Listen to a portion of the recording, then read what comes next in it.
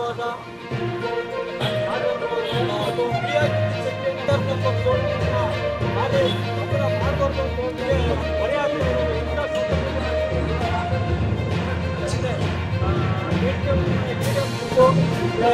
ಇವತ್ತು ಸರ್ಕಾರಕ್ಕೆ ಮನವಿ ಕೊಡ್ತಾ ಇದ್ವಿ.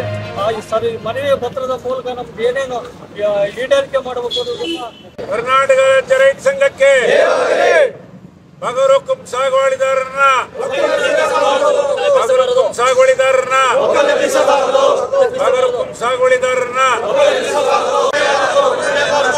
ಎಂಎಸ್ಪಿ ವಿದ್ಯುತ್ ಶಕ್ತಿ ಖಾಸಗೀಕರಣ, ಅತಿವೃಷ್ಟಿ ಮಳೆ ಹಾನಿಗೆ ಬೆಳೆ ಪರಿಹಾರ. ಕರ್ನಾಟಕದ ಆದ್ಯಂತ ಎಲ್ಲ ಜಿಲ್ಲೆಗಳಲ್ಲೂ ಕೂಡ ಇವತ್ತು ಕರಾಳ ದಿನಾಚರಣೆಯನ್ನು ಆಚರಣೆ ಮಾಡ್ತಾ ಇದ್ದೀವಿ. ಉದ್ದೇಶ ಕೇಂದ್ರ ಮತ್ತು ರಾಜ್ಯ ಸರ್ಕಾರಗಳು ಎರಡೂ ಸರ್ಕಾರಗಳು ರೈತನ ವಿರೋಧಿ ನಿಲುವನ್ನು ತಾಳ್ತಾ ಇದ್ದಾವೆ. ಕೇಂದ್ರ ಸರ್ಕಾರ MSP ಜಾರಿ ಮಾಡ್ತೀವಿ ಅಂಥೇಳಿ ಇವತ್ತಿನ ತನಕ ಜಾರಿ ಮಾಡಿಲ್ಲ. ವಿದ್ಯುತ್ ಶಕ್ತಿ ಖಾಸಗೀಕರಣನ ಮಾಡಲ್ಲ ಅಂತಕ್ಕಂಥ ಇವತ್ತಿನ ತನಕ ಘೋಷಣೆ ಮಾಡಿಲ್ಲ. ಇವತ್ತು ನ್ಯಾಯಯುತವಾದಂಥ ಬೆಲೆಯನ್ನು ಕಾನೂನಾತ್ಮಕಗೊಳಿಸಿಲ್ಲ. ಮತ್ತು ರಾಜ್ಯ ಸರ್ಕಾರ ಇವತ್ತು ಬೆಳೆ ವಿಮೆಯನ್ನು ಇನ್ನೂ ಸರಿಯಾಗಿ ಮುಟ್ಟಿಸ್ತಾ ಇಲ್ಲ. ಅತಿವೃಷ್ಟಿ ಹಾನಿ ಆದವ್ರಿಗೆ ಪರಿಹಾರ ಕೊಡ್ತಾ ಇಲ್ಲ.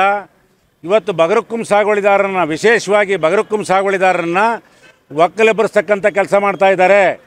ಇವತ್ತು ಅರಣ್ಯ ಹೆಸರಿನಾಗೆ ಮೊದಲೆಲ್ಲ ಅರಣ್ಯ ಭೂಮಿ ಇರಲಿಲ್ಲ, ಅದು ಈಗ ಕಂದಾಯ ಭೂಮಿನ ಅರಣ್ಯಕ್ಕೆ ಸೇರಿಸ್ಕೊಂಡು ಬಡವರನ್ನ ಮಂತ್ರಿಗಳು ಇವತ್ತು ಅರಣ್ಯ ಮಂತ್ರಿಗಳು 3 ಎಕರೆಯಿಂದ ಕೆಳಗಡೆ ಇರ್ತಕ್ಕಂಥ ರೈತರನ್ನ ಒಕ್ಕಲೆಬ್ಬರಿಸಬಾರ್ದು ಅಂತ ಹೇಳಿದ್ರೂ ಸಹ ಇವತ್ತು ಒಕ್ಕಲೆಬ್ಬರಿಸ್ತಕ್ಕಂಥ ಕೆಲಸವನ್ನು ಮಾಡ್ತಾ ಇದ್ದಾರೆ. ಅದನ್ನು ಇವತ್ತು ರೈತ ಸಂಘ ಖಂಡಿಸ್ತದೆ. ಮತ್ತು ಬಗರುಕುಂ ಸಾಗುವಳಿದಾರರಿಗೆ ರಕ್ಷಣೆ ಕೊಡ್ತೀವಿ ಅಂತಕ್ಕಂಥದ್ದನ್ನು ಕೂಡ ತಮ್ಮ ಮೂಲಕ ಹೇಳ್ತಾ ಇದ್ದೀವಿ. ಸರ್ಕಾರ ಬಗರುಕುಂ ಸಾಗುವಳಿದಾರರನ್ನು ಒಕ್ಕಲೆಬ್ಬರಿಸಿದರೆ ಆ ಸರ್ಕಾರ ಮನೆಗೆ ಹೋಗಬೇಕಾಗತ್ತೆ. ಆಮೇಲೆ ಜಿಂದಾಲ್ಗೆ ಭಾರಿ ಅಗ್ಗದ ದರದಲ್ಲಿ ಏನು ಲೆಕ್ಕನೇ ಇಲ್ಲ, 1,22,000 15,000 ಎಲ್ಲೂ ಬೆಲೆ ಇಲ್ಲ. ಒಂದು ಸೈಟಿನ ಬೆಲೆ ಇಲ್ಲ. 1 ಎಕರೆನ 30 ಪೂರ್ತಿ ಅವ್ರಿಗೆ ಮಾರಾಟ ಮಾಡ್ತಾ ಇದ್ದಾರೆ ಜಿಂದಾಲ್ ಭೂಮಿಗೆ. ಅದನ್ನು ಸಂಪೂರ್ಣ ನಿಲ್ಲಿಸ್ಬೇಕು. ನಾವು ಬೇಕಾದ್ರೆ ರೈತರು 25 ಲಕ್ಷ ರೂಪಾಯಿ ಎಕರೆ ಕೊಟ್ಟು ತಗೊಳಕ್ಕೆ ತಯಾರಿದ್ದೀವಿ. ಅವರು ಕೋರ್ಟ್ ಆರ್ಡ್ರ್ ಅಂತ ಹೇಳ್ತಾರೆ. ಕೋರ್ಟ್ ಆರ್ಡ್ರ್ ಏನಿಲ್ಲ. ಕೋರ್ಟ್ ಆರ್ಡ್ರು ಬೆಲೆ ನಿಗದಿ ಮಾಡ್ತಕ್ಕಂಥ ಅಧಿಕಾರ ರಾಜ್ಯ ಸರ್ಕಾರ ಕೊಟ್ಟಿದೆ. ಆಮೇಲೆ ಮಲೆನಾಡಿನ ಪರಿಸರ ಹಾಳು ಮಾಡ್ತಕ್ಕಂಥ ಭಾಳಷ್ಟು ಯೋಜನೆಗಳು, ವಿದ್ಯುತ್ ಶಕ್ತಿ ಯೋಜನೆಗಳು, ಅಣೆಕಟ್ಟುಗಳು ಈಗಾಗಲೇ ಆಗಿದ್ದಾವೆ. ನಾಡಿಗೆ ಬೆಳಕು ಕೊಟ್ಟಿದ್ದಾರೆ.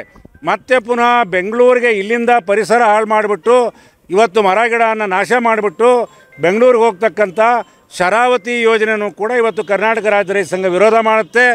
ಯಾವುದೇ ಕಾರಣಕ್ಕೂ ಶರಾವತಿ ಯೋಜನೆಯನ್ನು ತಗೊಂಡು ಹೋಗಬಾರ್ದು. ಬೆಂಗಳೂರಿಗೆ ವಿದ್ಯುತ್ ಶಕ್ತಿ ಖಾಸಗೀಕರಣ ಮಾಡಬಾರ್ದು.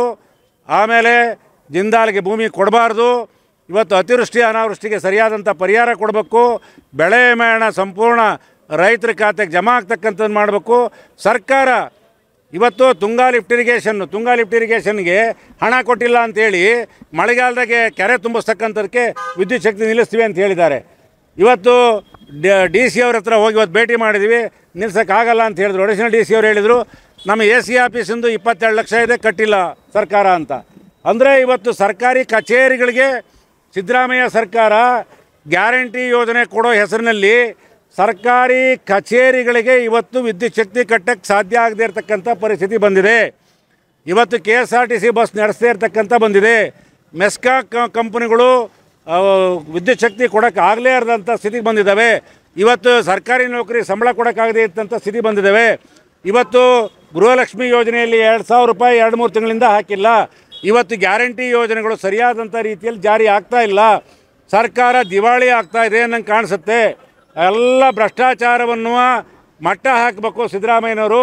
ಭ್ರಷ್ಟಾಚಾರದ ಕೂಗನ್ನು ನಾವು ಪ್ರಾಮಾಣಿಕ ಸರ್ಕಾರ ಅಂತ ಅಧಿಕಾರಕ್ಕೆ ಬಂದಂಥ ಸರ್ಕಾರ, 40% ಸರ್ಕಾರ ಅಂತ ಹೇಳಿ ಅಧಿಕಾರಕ್ಕೆ ಬಂದಂಥ ಕರ್ನಾಟಕ ಸರ್ಕಾರ, ಕಾಂಗ್ರೆಸ್ ಸರ್ಕಾರ ಮತ್ತೆ ಪುನಃ ಭ್ರಷ್ಟಾಚಾರದಲ್ಲಿ ಹಿಂಬಾಗಿಲಿಂದ ತೊಡಗ್ತಾ ಇದೆ. ಸಂಪೂರ್ಣ ಭ್ರಷ್ಟಾಚಾರವನ್ನು ನಿಲ್ಲಿಸಬೇಕು. ರೈತ ಪರವಾದಂಥ ಯೋಜನೆಗಳನ್ನು ಜಾರಿಗೆ ಮಾಡಬೇಕು ಅಂಥೇಳಿ ಇವತ್ತು ಕರ್ನಾಟಕದ ರಾಜ್ಯದ 26 ಜಿಲ್ಲಾ ಕೇಂದ್ರಗಳಲ್ಲಿ ಇವತ್ತು ಚಳವಳಿಯನ್ನು ಮಾಡ್ತಾ ಇದ್ದೀವಿ. ಸರ್ಕಾರಕ್ಕೆ ಹಕ್ಕೊತ್ತಾಯಗಳನ್ನು ಕೊಡ್ತಾ ಇದ್ದೀವಿ. ಸರ್ಕಾರ ಏನಾದರೂ ಪರಿಗಣನೆ ಮಾಡದೇ ಇದ್ದರೆ ಮುಂದಿನ ದಿನಗಳಲ್ಲಿ ಉಗ್ರವಾದಂಥ ಚಳವಳಿಯನ್ನು ಮಾಡ್ತೀವಿ ಅಂತಕ್ಕಂಥದ್ದನ್ನು ತಮ್ಮ ಮೂಲಕ ಇವತ್ತು ಸರ್ಕಾರಕ್ಕೆ, ಎರಡೂ ಸರ್ಕಾರಗಳಿಗೆ ಎಚ್ಚರಿಕೆ ಕೊಡ್ತಾ ಇದ್ದೇವೆ.